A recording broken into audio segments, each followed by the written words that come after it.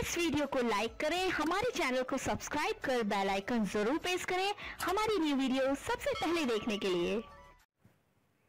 आऊज़ु बिल्लाहि मिनश शैतानिर रजीम। बिस्मिल्लाहिर्रहमानिर रहीम। अस्सलामु अलैकुम वरहमतुल्लाहि वबरकातुहू। अल्लाह रब्बुल इज़्ज़त से उम्मीद है कि आप सब बखैर व आफ़ियत से होंगे।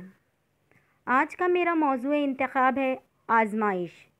अपनी बात का आगाज़ में इस उम्मीद के साथ करने जा रही कि शायद से उतर जाए तेरे दिल में मेरी बात।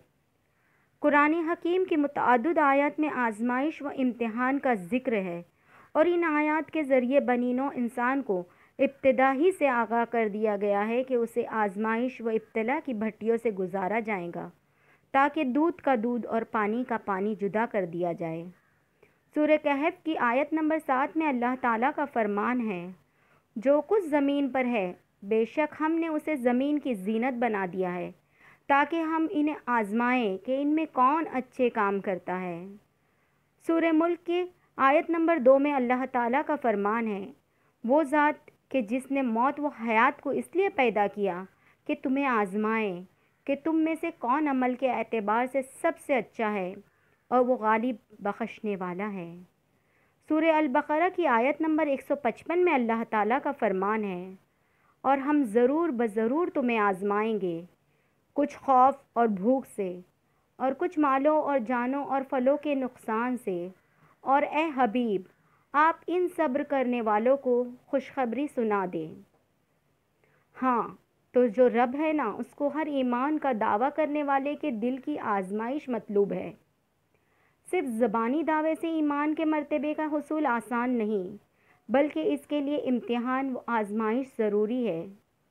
वो एक लम्हा, वो एक पल की कैफियत, वो एक फ़ैसले की घड़ी कि आपका दिल राज़ी हो जाता है और तवक्कल करते हुए वफ़ा की खातिर कर गुज़रने की ठान लेता है, या तावीले देता हुआ, शिकवे करता हुआ पीछे हट जाने का फ़ैसला करता है।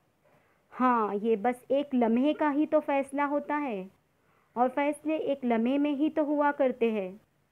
तो याद रखिए, अल्लाह का फ़ैसला आ जाए तो दिल का काम बस सर झुकाना होता है, राज़ी होना होता है, तवक्कल करना होता है।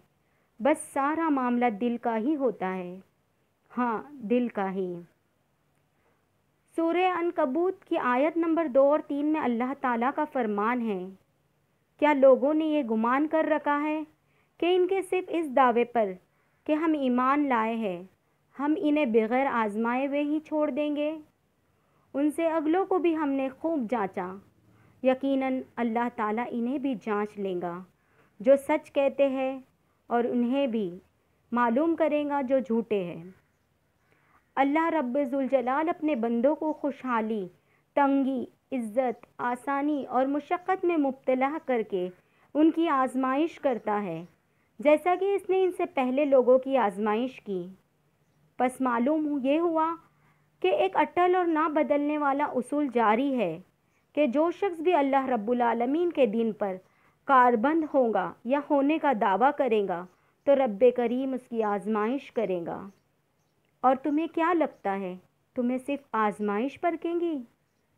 तुम्हें तुम्हारे सब्र से भी परखा जाएगा कि तुम्हारा सब्र तुम्हारी ख्वाहिश का अजर मांगने की ही तिजारत है, या वाकई सब्र की नीयत अल्लाह है।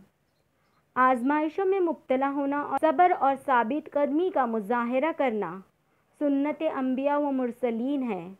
अल्लाह पाक कभी किसी पर जुल्म नहीं करता, बल्कि आज़माइश, तंगदस्ती, परेशानी और मुसीबत में मुब्तला करने का मकसद ये होता है कि मुबारक ग्रोह कुर्ब इलाही और हुजूरी के मुरातिब पर हमेशा तरक्की करे, क्योंकि अल्लाह ताला इन्हें अपना दोस्त रखता है।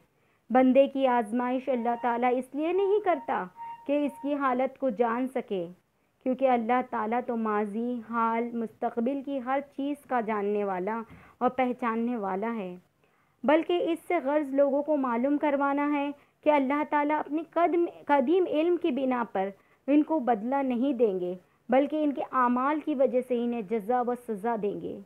वो इंसान जिसे अल्लाह ताला मुख्तलिफ मसाइब और आज़माइश में मुब्तला करे, लेकिन वो इन्ना लिल्लाहि व इन्ना इलैहि राजिऊन पढ़ता है اور صبر سے کام لیتا ہے اور آزمائش کے باوجود اللہ تعالیٰ کے متعلق گمان اچھا رکھتا ہے، چنانچہ خوشنودی اور مصیبت کے مطابق ثواب کا مستحق ٹھہرتا ہے۔